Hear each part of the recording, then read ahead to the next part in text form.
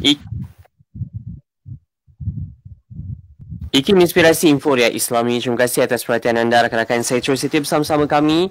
Waktu ini seperti biasa setiap hari Selasa 9 malam untuk kita bawakan rancangan Tafakuh Fiddin bersama untuk kita berbicara adab nikah kahwin. Kita nak dengarkan sama-sama bersama dengan Encik Mat Asham Ahmad, Fellow Kanan Pusat Kajian Syariah Undang-Undang dan Politik Ikim atas talian kita waktu ini. Assalamualaikum. Waalaikumsalam warahmatullahi. Sihat kita? Baik. Alhamdulillah. Alhamdulillah. Untuk kita dengarkan lagi perbincangan kita tentang adab nikah kahwin. Kita dah masuk bab kira fasa ketiga lah perbincangan kita berkaitan dengan adab pergaulan suami isteri ini. Dan kita dah sentuh satu dah sentuh minggu lepas, dua separuh, kita nak sambung lagi, ada 12 kesemuanya adab pergaulan suami isteri yang perlu kita faham sama-sama dalam kita nak pastikan rumah tangga kita harmoni, penuh dengan kasih sayang. Dan insyaAllah kita nak sambung perbincangan tentang adab yang kedua, adab pergaulan suami isteri ini, yang mana suami hendaklah berakhlak baik dan bersabar dengan kerenah isteri. Silakan Encik Asham. Ya, terima kasih Faiz, para pendengar rancangan Tafakuh Fiddin yang saya muliakan. Bismillahirrahmanirrahim. Alhamdulillah, wassalatu wassalamu ala rasulillah wa ala alihi wa sahbihi wa man wala. Rabbi syrah li sadri wa yassir li amri wa hlul 'uqdatam min lisani yafqahu qawli.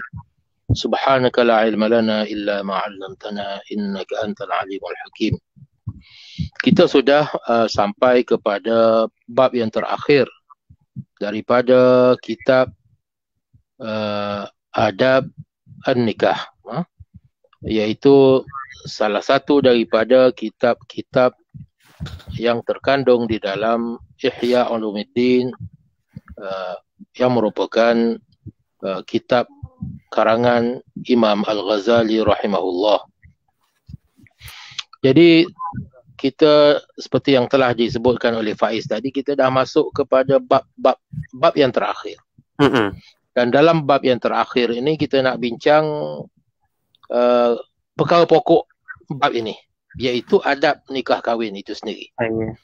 Perkara yang pokoknya adalah tentang bagaimana suami dan isteri itu beradab terhadap satu sama lain.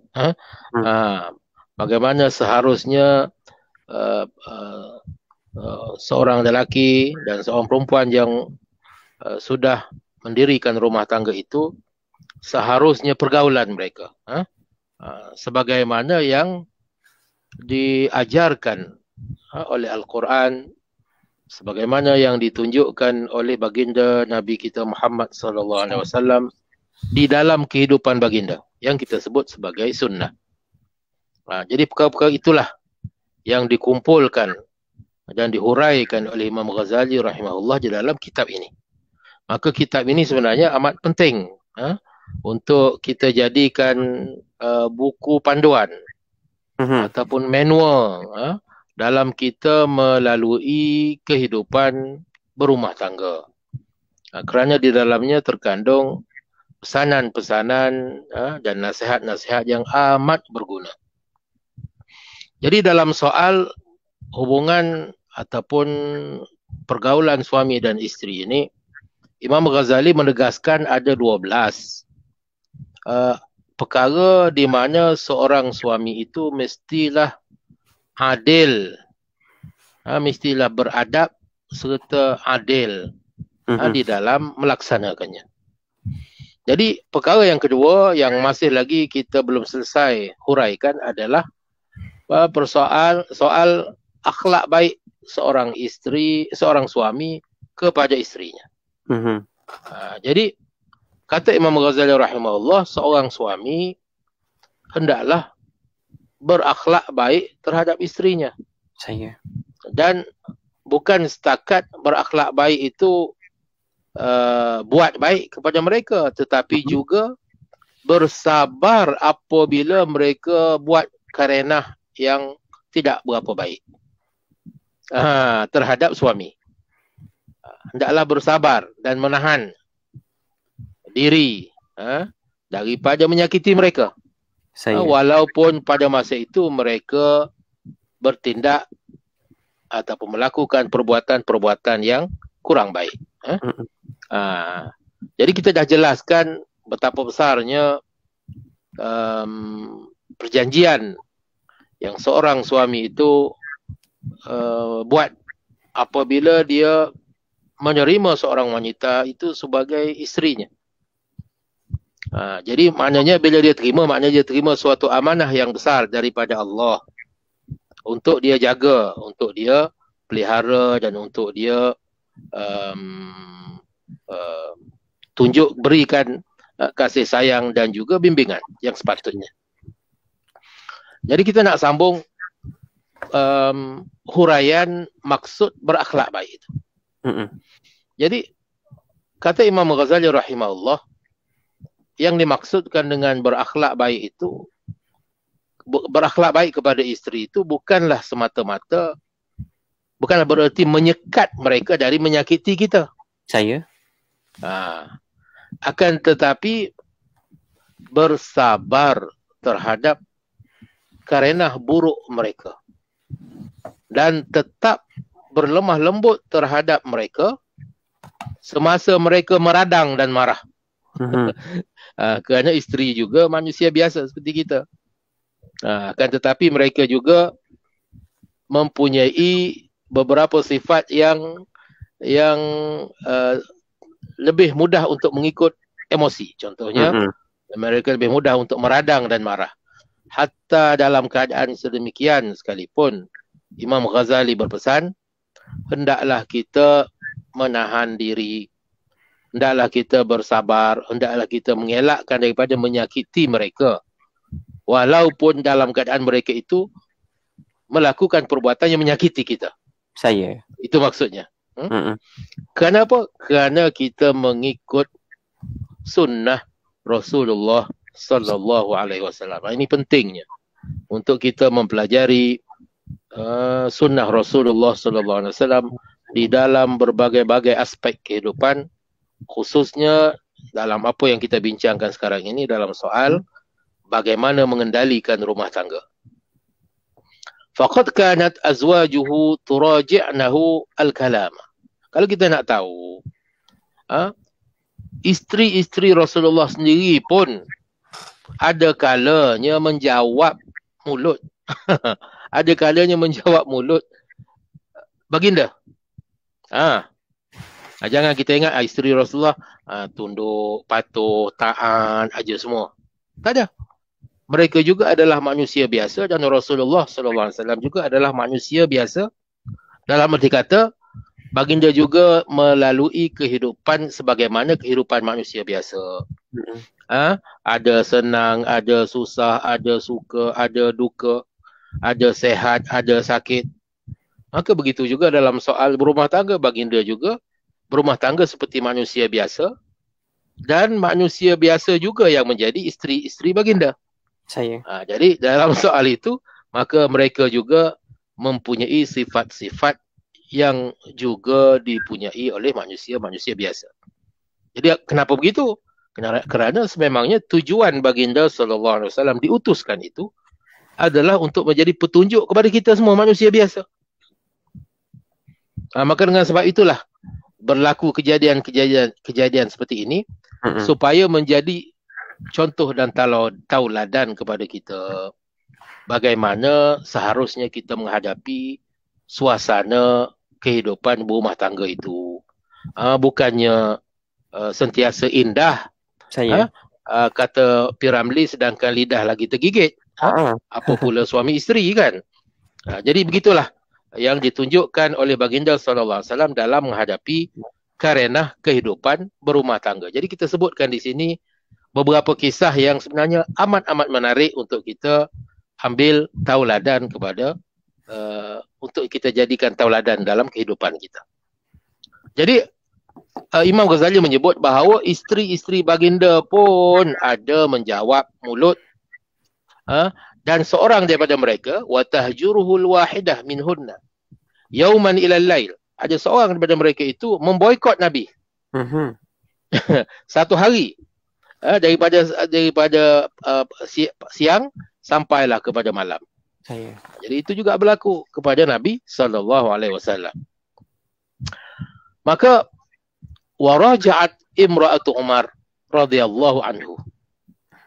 Maka isteri Umar pun sekali pernah menjawab mulut Sayyidina Umar, mungkin membantah, melawan cakap, begitulah. Fil kalami, dalam pertuturannya. Faqala aturaji'ini yalka'a. Maka Umar pun berkata, engkau menjawab mulut aku ke wahai Ka'a? Isterinya. Panggilannya kepada isterinya.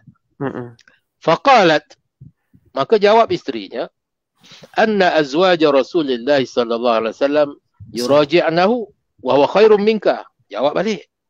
Dia kata, isteri-isteri Rasulullah pun jawab mulut Rasulullah. Sedangkan dia itu Nabi lebih baik pada engkau. Jadi kita lihat bagaimana perbualan mereka yang seperti yang disebutkan di dalam kitab Ihya Ulumuddin ini. Ia menunjukkan kepada kita bukanlah bermakna menjawab mulut itu suatu perbuatan yang baik. Ia menunjukkan kepada kita perkara sebegini adalah berlaku. Boleh berlaku, tidak mustahil berlaku. Apabila suatu perkahwinan itu telah lama, berbagai-bagai pahit manis akan dirasai.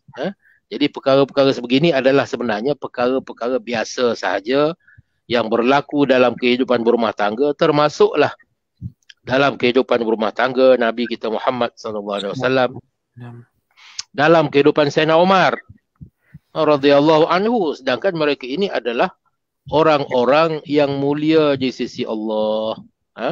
Orang-orang yang tinggi kedudukannya di sisi Allah.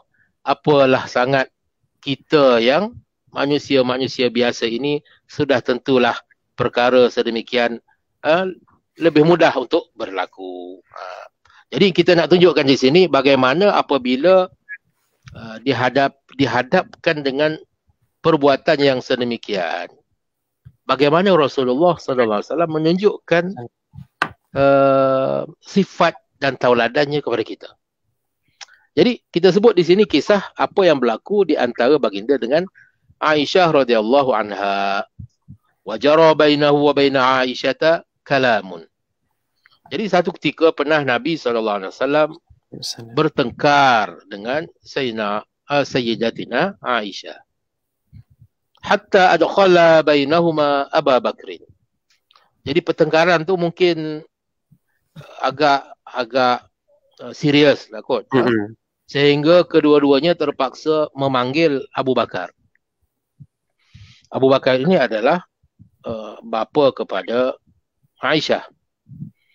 Dan juga sekaligus maka Abu Bakar itu juga adalah mertua kepada Nabi Muhammad SAW. Jadi sekaligus Abu Bakar itu juga adalah sahabat baginda yang paling utama, yang paling penting. Jadi terpaksa panggil Abu Bakar sebagai hakaman. Wastashhadahu. Jadi kedua-duanya itu minta dia jadi hakim. Faqala laha Rasulullah sallallahu alaihi wasallam. Maka Rasulullah pun berkata kepada Aisyah radhiyallahu anha, "Tukallimin atau atakallam?" Sekarang ni engkau nak bercakap ke ataupun nak suruh aku bercakap? Maknanya sekarang ni Abu Bakar sudah ada, bapa engkau dah ada di sini. Sekarang ni engkau nak bercakap, nak mengadukan hal ke? Kau nak serahkan aku je bercakap. Nak ceritakan apa masalah. Faqalat bal tukallim anta. Kata Aisyah, awak ajalah yang cakap. Bukan begitulah. Awak ajalah yang cakap. Wala taqul illa haqqa. Tapi hanya cakap benda yang betul sahaja. Apabila mendengar anaknya bercakap begitu di hadapan suami, sedangkan suami itu adalah Rasulullah juga, maka Abu Bakar pun tidak dapat menahan dirinya. Falatamaha Abu Bakrin hatta dama fuha. Maka Abu Bakar pun menampar Aisyah sehingga berdarah mulut beliau. Waqal, lalu dia berkata, ya udwata nafsiha, wahai engkau yang menjadi musuh dirimu sendiri. Itu kalau Arab cakap macam tu dia marahlah tu. Wahai musuh kepada dirinya sendiri. Wahal yaqulu ghairal haqqi, adakah Nabi ni akan bercakap sesuatu selain daripada kebenaran? Apakah patut engkau nak pesan kepada Rasulullah supaya bercakap benar? Apa kau ingat dia akan berbohong? Begitulah maksudnya. Yang tu menyebabkan Abu Bakar marah kepada Sayyidatina Aisyah. Fastajarat bi Rasulillah sallallahu alaihi wasallam. Maka Aisyah pun takut kepada bapanya. Dia lari bersembunyi di belakang Rasulullah. Padahal dia bergaduh dengan Rasulullah. Dia lari bersembunyi di belakang Rasulullah. Wa qa'adat khalfa zahrihi, bersembunyi di belakang bahu Rasulullah SAW. Takut bapaknya mungkin bagi penampar lagi sekali. Itu kisahnya. Faqala lahu an-nabiy sallallahu alaihi wasallam. Maka Nabi pun kata, sabda Nabi, la nad'uka li hadha. Wahai Abu Bakar, kami bukan memanggil engkau untuk engkau buat begini. Mana aku bukan panggil kau nak supaya kau tampar Aisyah. Nabi pula membela isterinya. Wala aradna minka hadha. Dan bukan kami mahu engkau buat begini, wahai Abu Bakar. Kita lihat bagaimana kepribadian Rasulullah sallallahu alaihi wasallam. Bagaimana begitu bersabarnya baginda, tidak diusiknya, tak pernah dia buat tindakan yang begitu kepada Aisyah. Maka apabila Abu Bakar menampar Aisyah, ialah itu bapa, dia kan sebagai bapa. Bagaimana dia malulah dia tengok anak dia berperangai macam ni. Malu Abu Bakar kerana anak berperangai demikian. Mungkin dia takut kalau Aisyah buat macam tu, kalau Rasulullah ceraikan dia ke macam mana, mungkin itu akan memalukan Abu Bakar. Tetapi Rasulullah sallallahu alaihi wasallam bukan memanggil Abu Bakar untuk tujuan itu. Dia memanggil Abu Bakar untuk memutuskan perbalahan antara dua itu. Siapa yang betul, siapa yang tak betul. Bukan nak suruh menempeleng Aisyah radhiyallahu anha. Kerana pada masa itu mungkin Aisyah dalam keadaan marah. Aisyah dalam keadaan emosi. Yang tu kita maksudkan, hendaklah engkau bersabar. Ada masanya, ada kalanya isteri itu berada dalam keadaan mengikut emosi. Pada masa dia mengikut emosi, dia kurang membuat pertimbangan akal. Maka kita hendaklah bertoleransi.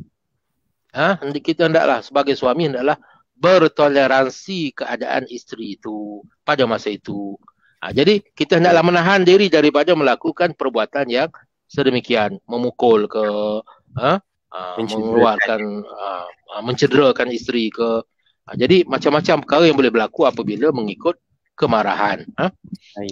Jadi ya, kita nak rehat sekejap, tenangkan keresahan semua ni. Kalau mungkin ada yang tengah-tengah macam yang Cik Asam sebutlah, ada yang nak naik tangan dan sebagainya, kita pertimbanglah baik-baik apa yang dah kita belajar daripada dua peristiwa yang disebutkan oleh Cik Asham ini dalam kita hidup bertoleransi, berkasih sayang antara suami dan juga isteri. Dan insyaAllah kita rehat sekejap. Kembali selepas ni kita nak sambung lagi perbincangan kita dalam adab nikah kahwin menerusi Tafakuh Fiddin bersama dengan Cik Mat Asham Ahmad. Jadi anda jangan ke mana-mana, kembali seketika nanti.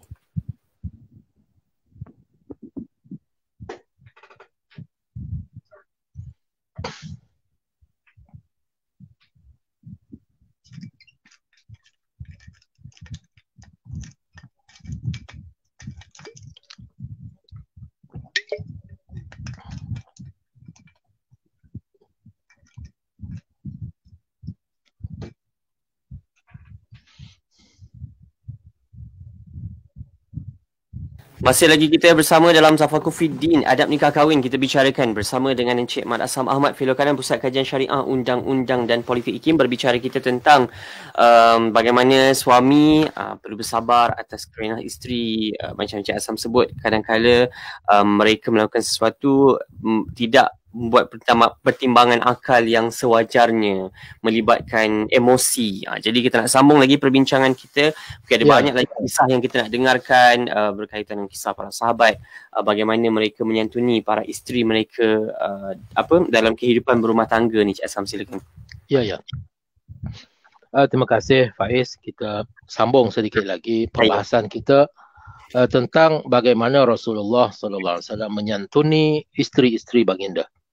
Dan dalam kisah yang kita baru sebutkan tadi adalah kisah baginda bersama dengan Aisyah radhiyallahu anha apabila berlaku pertengkaran. Jadi dalam suatu kisah yang lain disebut waqalat lahu marratan fi kalamin ghadibat indahu. Pada satu ketika pernah juga Aisyah radhiyallahu anha menyatakan kepada Nabi perkataan yang menunjukkan kemarahannya kepada Nabi. Jadi Aisyah pun ada masanya naik angin, marah. Marah kepada Nabi. Antal ladzi taz'amu annaka nabiyullah? Apa kata dia? Katanya, engkau ke yang mendakwa dia itu Rasulullah, Nabi Allah? Begitu. Macam soalan, macam ni ke Nabi Allah? Macam tu. Macam ni ke Nabi Allah? Macam seolah-olahnya Aisyah radhiyallahu anha ni mempersoalkan, betul kan ni Nabi? Kalau Nabi macam mana perangai macam ni? Soalannya macam tu. Itu kata Aisyah. Tapi perkataan itu diucapkannya dalam keadaan dia marah. Bukan dia maksudkan perkataan itu. Bukan dia maksudkan mempersoalkan Nabi. Akan tapi bila marah, dia hilang pertimbangan yang waras itu. Dia boleh menyebabkan seseorang itu mengucapkan kata-kata yang dia tidak maksudkan semasa dia tidak marah. Maka apa jawab Nabi? Fatabassama Rasulullah sallallahu alaihi wasallam. Maka Nabi pun tersenyum. Habis senyum aja. Bila Aisyah cakap macam tu. Kalau kita Islam angkat tangan, baik sikit kan?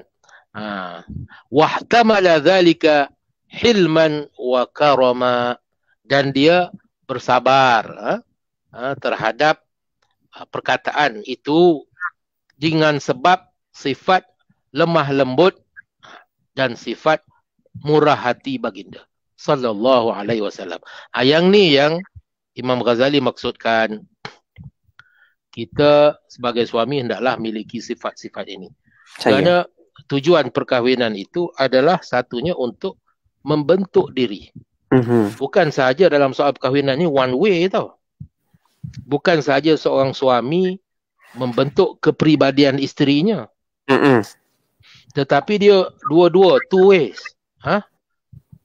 Pada masa yang sama juga kelakuan dan sifat dan perbuatan isteri itu menjadi bahan yang mendidik kesabaran seorang suami, mendidik kemurahan hati seorang suami, mendidik sifat-sifat harga diri, maruah seorang suami. Itu juga dia dapat dengan cara yang sedemikian. Jadi apabila isterinya itu seorang yang mungkin mulutnya laser ke, maka suami bersabar. Nak mendidik, nak membentuk ni bukan sesuatu yang mudah. Mungkin akan mengambil masa. Jadi dalam pada itu hendaklah dia bersabar dengan menanggung segala kesakitan yang mungkin boleh timbul. Wa kana yaqulu laha. Satu ketika Nabi pernah berkata kepada Aisyah radhiyallahu anha, inni la'arifu ghadabaki min ridhaki. Wahai Aisyah, sesungguhnya aku tahu bila masa engkau marah, bila masa engkau senang hati, suka kepada aku. Faqalat wa kaifa ta'rifuhu. Jawab Aisyah, bagaimana engkau mengetahuinya wahai Rasulullah? Faqala, maka jawab Rasulullah sallallahu alaihi wasallam, idza raditi faqultu la wa ilaha Muhammad. Kalau sekiranya engkau redha, engkau tak marah pada aku, engkau suka kepada aku, kau seronok, engkau akan berkata la, tidak, dan demi Tuhannya Muhammad. La wa ilaha Muhammad. Wa idza ghadabti, apabila engkau marah kepada aku, engkau akan berkata la wa ilaha Ibrahim. Tidak, demi Tuhannya Nabi Ibrahim. Jadi Rasulullah pun sampai perasan.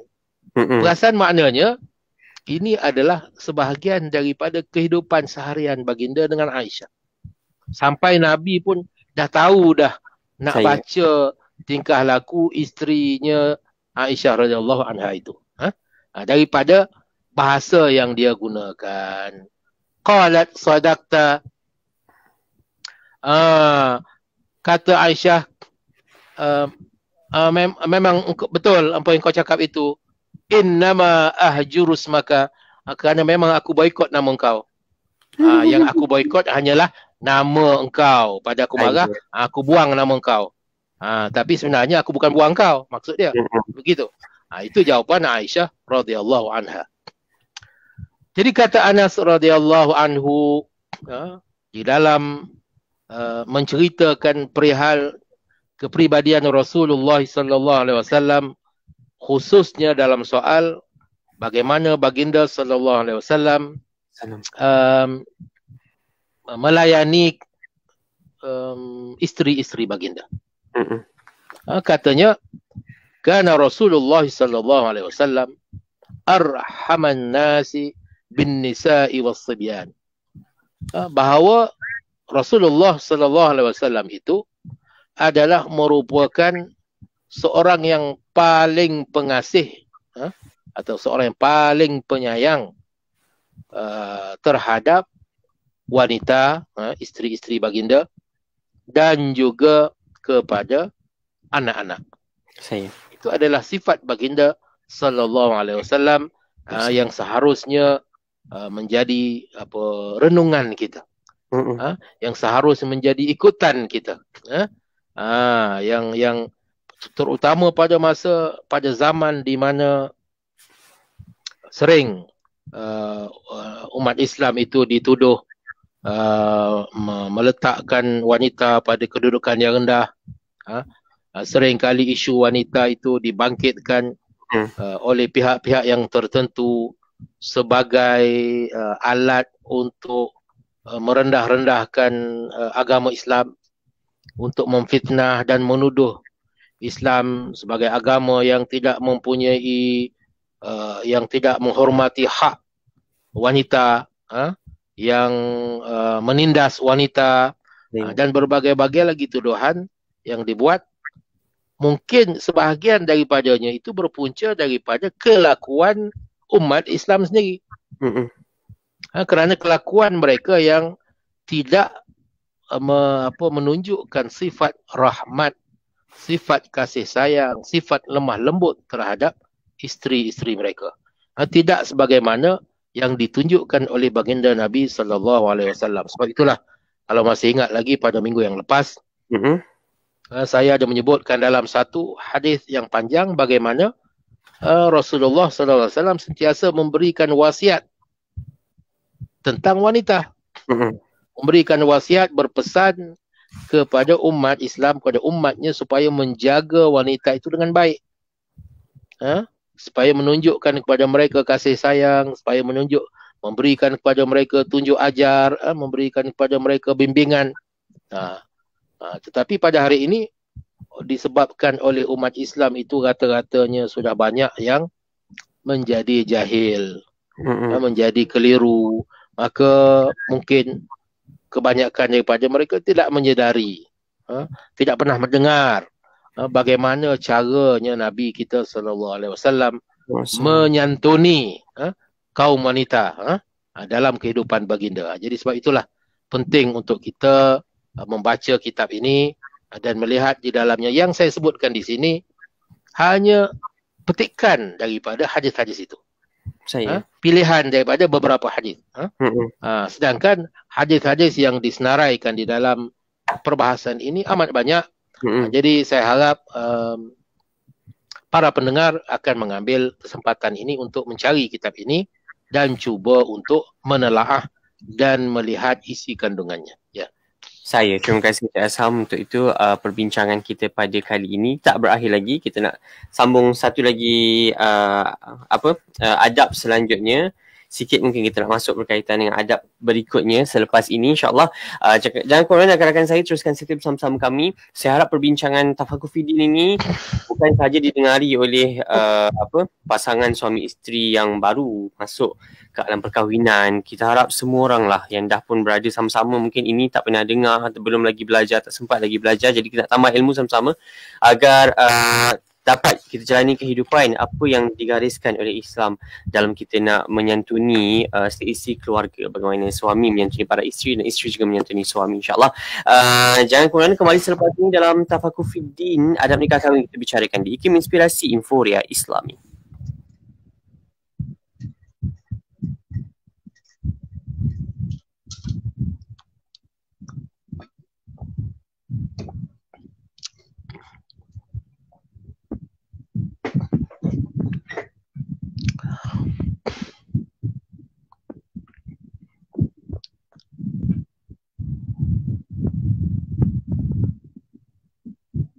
Terima kasih atas perhatian anda. Masih lagi bersama kita dalam Adab Nikah Kahwin Tafakur Fiddin. Kita berbicara bersama dengan Encik Mat Asham Ahmad, Fellow Kanan Pusat Kajian Syariah, Undang-Undang dan Politik IKIM. Kita berbicara tentang adab nikah kahwin. Dah kita selesaikan dua daripada adab pergaulan suami isteri ni, ada 12 kesemuanya. Kita dah masuk tadi, yang awal hari tu kita dah masuk tentang walimah, bagaimana nak mengadakan majlis walimah itu sendiri. Dan tadi pun baru selesai kita masuk ke bab pergaulan antara suami dan juga isteri. Dan yang ketiga kita nak masuk selanjutnya, Cik Asham, silakan perbincangan kita. Ya, kita masuk pula kepada adab yang ketiga, di mana seorang suami, ini penekanan kita kepada suami. Okey. Kalau sebelum ni kita bercakap tentang ciri-ciri pengantin itu, kita banyak memberi penekanan kepada wanita, kan. Betul. Ini apabila bab kewajipan, bab adab, ini penekanannya kepada suami. Jadi suami itu hendaklah adil dan beradab dalam perkara-perkara yang kita sebutkan ini, 12 perkara. Jadi perkara yang ketiga, kata Imam Al-Ghazali rahimahullah, suami itu hendaklah bersabar. Di samping bersabar, tadi dah suruh bersabar. Di samping bersabar terhadap karenah isteri, suami juga kenalah pandai bermesra, bergurau senda dan bermain-main dengan isteri, kerana perbuatan sedemikian boleh mengembirakan hati wanita. Kita lihat bagaimana Islam itu bukan sahaja menyebut perkara yang menyentuh hubungan dengan Allah, bukan saja sembahyang, yang tahunya sembahyang, puasa, haji, umrah, itu hubungan kita dengan Allah. Akan tetapi Islam juga menyebut dan menjelaskan, menunjukkan contoh perkara-perkara yang berkaitan dengan hubungan sesama manusia. Dan di antara perkara yang dikategorikan hubungan sesama manusia itu adalah hubungan seseorang dengan isteri. Jadi dalam soal berhubungan isteri ini bukannya soal isteri wajib taat pada suami, itu saja yang kebanyakan suami tekankan. You wajib taat dengan I, macam tu. Awak mesti taat. Yang persoalan yang dia nampak hanya persoalan taat. Taat dan taat. Tetapi itu bukan satu-satunya perkara yang akan mentakrifkan hubungan suami dan isteri. Tetapi yang akan mengukuhkan suami isteri itu hubungannya, yang akan mengukuhkan kasih sayangnya, akan mengukuhkan ketaatannya, itu banyak perkara-perkara lain lagi.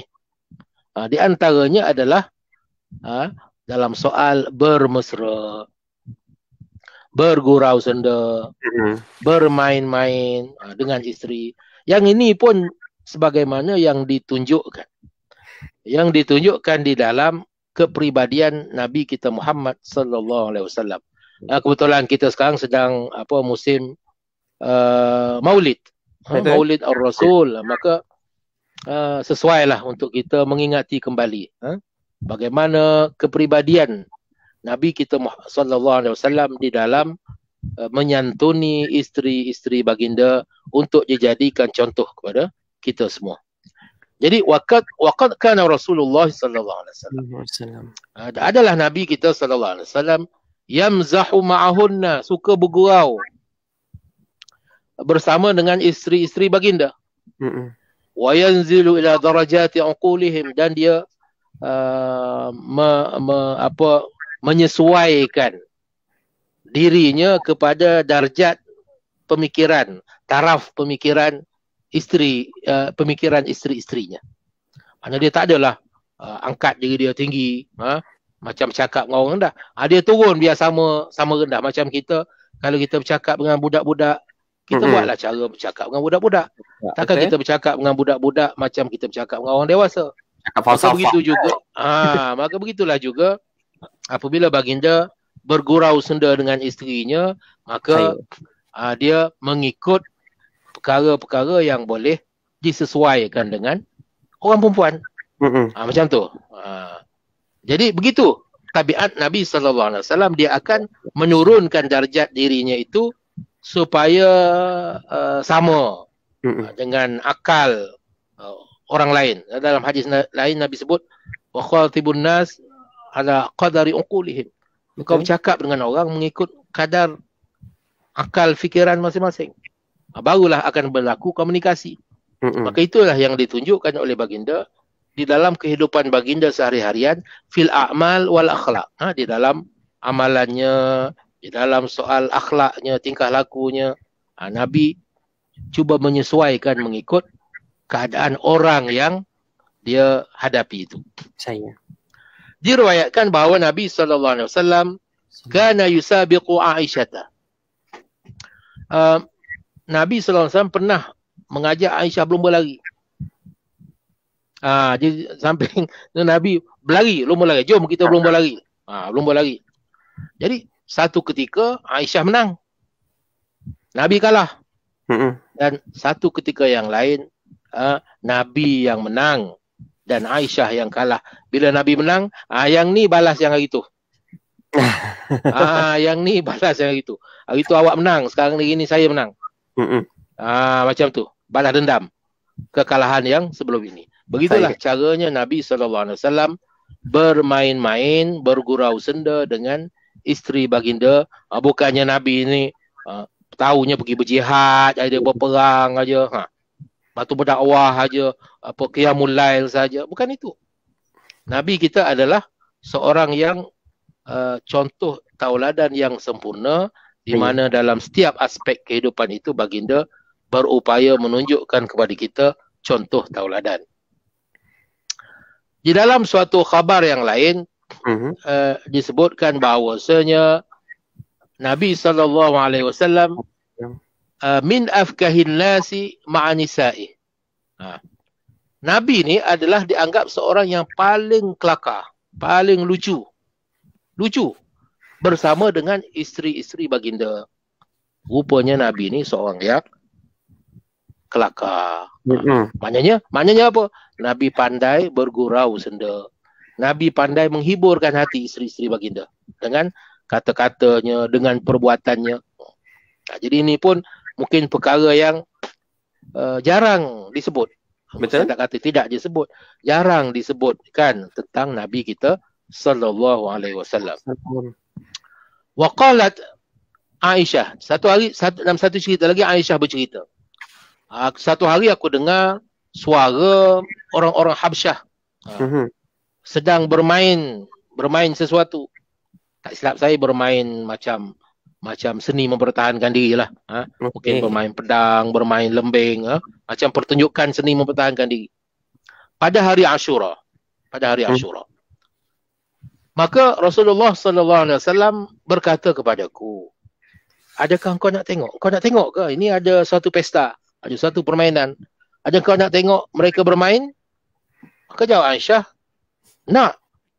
Maka Rasulullah pun panggil mereka. Datang ke rumah. Tempat depan rumah lah. Mungkin depan rumah lah kot. Depan rumah. Panggil, suruh buat pertunjukan depan, aku nak tengok. Aisyah pun nak tengok. Kemudian bila maka Rasulullah pun suruh tengok lah. Atuhibbina antara la'bahum, engkau suka kan nak tengok, maka jangan Aisyah nak tengok. Maka Nabi pun panggil. Nabi pun duduk di pintu, angkat tangan, dia letak di bingkai pintu. Maka Aisyah pun sangkut dagunya atas tangan Nabi. Tengok keadaan, cara kedudukannya itu. Bayangkan kedudukan Aisyah bersama dengan Nabi menonton suatu pertunjukan. Menonton suatu pertunjukan. Maka tengoklah. Sehingga Rasulullah bertanya kepada Aisyah, hasbuki. Sekarang dah puas tengok. Dah puas tengok dah. Faqul wa aqulu uskut marratain aw thalathan. Aisyah kata, diam, aku tengah nak tengok ni, nak tengok lagi maknanya. Sekali ataupun dua kali, maknanya belum puas. Tsumma qala ya Aisyah hasbuki. Kemudian Nabi tanya lagi selepas pada itu, macam mana dah puas? Faqultu na'am. Sehinggalah Aisyah kata na'am, puas. Okey, dah puas dah. Puas dah tengok. Yang mula-mula 2-3 kali tanya tu belum lagi. Nabi kata diam. Aisyah kata diam, aku nak tengok, jangan kacau. Jangan kacau.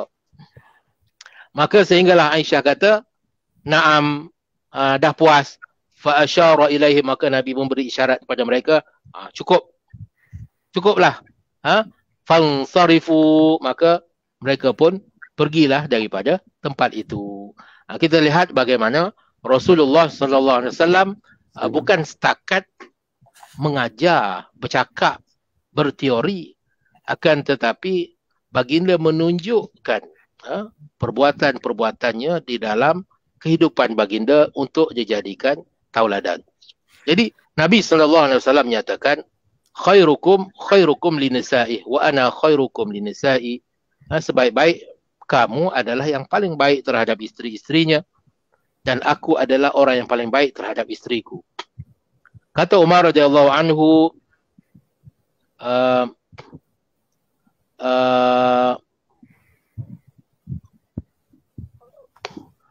hendaklah seorang lelaki itu apabila dia bersama dengan keluarganya, mislas sabi, seumpama seorang budak-budak. Bila dia bersama keluarga, dia macam budak-budak. Tapi bila dia kembali kepada kaumnya, bila dia menjalankan tugasnya, balik ke pejabat ke apa, dia adalah seorang lelaki sejati. Faham tak? Bila dia, maknanya dia seorang yang bijaksana, seorang yang tegas, seorang yang boleh diharapkan, seorang yang boleh memberi pandangan, pendapat. Tetapi bila bersama dengan keluarga, dia seperti seorang budak-budak. Seperti sabi. Tu. Jadi kita nak tutup perbahasan kita tentang sifat ini. Sifat bergurau senda, bermain-main dengan isteri, bersuka-suka, berseronok-seronok. Ini sebagaimana dipetik di sini, Imam Ghazali juga memetik suatu perkataan seorang A'rabiyah, maknanya seorang perempuan Arab, Badui, yang mensifatkan bila ditanya tentang perihal suaminya yang telah mati. Waqad mata. Suaminya telah mati, tetapi bila ditanya, orang tanya dia tentang bagaimana arwah ni semasa hidup, apa katanya? Faqalat, katanya, wallahi, demi Allah, laqad kana dhahukan.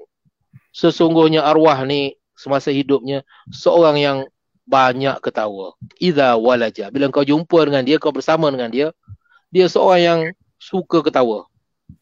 Sikit-sikit ketawa, maknanya seorang yang happening, seorang yang happy, seorang yang ceria. Sikitan idza kharaja, tetapi bila dia keluar depan orang, dia seorang yang pendiam. Dia dengan isteri dia, dengan keluarganya, dia mengilai, suka, seronok, ketawa aja. Tapi kalau kat luar, dia pendiam aja. Idza kharaja akilan ma wajada, dia makan apa yang ada. Maknanya aku buat apa dia makan. Tak ada banyak songeh. Buat apa-apa sekalipun dia makan. Ghayra musailin amma faqada. Dan dia tak pernah tanya apa yang tak ada. Dia tak pernah mempersoalkan apa yang tak ada. Tak ada itu, tak ada ni, tak sibuk je tanya. Benda yang ada, tak nak makan. Maknanya dia adalah seorang suami yang sangat senang pada hemat isterinya. Seorang yang sangat lembut hati, seorang yang sangat ceria, seorang yang tidak menyusahkan isterinya, sehingga kan setelah dia mati sekalipun, demikianlah bagaimana cara isterinya itu mensifatkan, menceritakan kepada orang perihal keadaan suaminya itu. Terima kasih Cik Asam untuk bicara kita berkaitan dengan bab ini. Kita dah masuk 3 adab dah sebenarnya. InsyaAllah kita nak sambung minggu depan, hari dan waktu yang sama, setiap Selasa 9 malam. Untuk adab selanjutnya, adab nikah kahwin kita ni, InsyaAllah kita nak masuk dalam bab pengurusan rumah tangga pula, yang mana Cik Asam sebut kita menjurus penekanan ini kita berikan kepada para suami, kewajipan seorang suami untuk berlaku adil dan juga beradab dalam 12 perkara. Jadi kita dah sentuh 3, kita nak sambung lagi selanjutnya minggu hadapan. Jadi terima kasih yang banyak. Semoga apa juga yang kami bawakan dekat sini memberi manfaat terbaik buat anda untuk sama-sama kita hidup penuh dengan kasih sayang. Sebagai seorang suami, ambil peranan dan tanggungjawab ini digariskan dalam Islam, bagaimana kita nak pastikan rumah tangga yang kita bina, yang kita jadi ketuanya, kita kemudi sebaiknya, insya-Allah. Sekali lagi terima kasih banyak Cik Asam untuk bicara kita pada minggu ini. Kita jumpa kembali minggu depan. Assalamualaikum. Waalaikumsalam warahmatullahi. Terima kasih juga rakan-rakan saya yang terus setia bersama-sama di IKIM Inspirasi Inforia Islami. Terima kasih kembali semula Tafakuh Fiddin minggu hadapan, adab nikah kahwin kita bicarakan. Itu Assalamualaikum warahmatullahi wabarakatuh.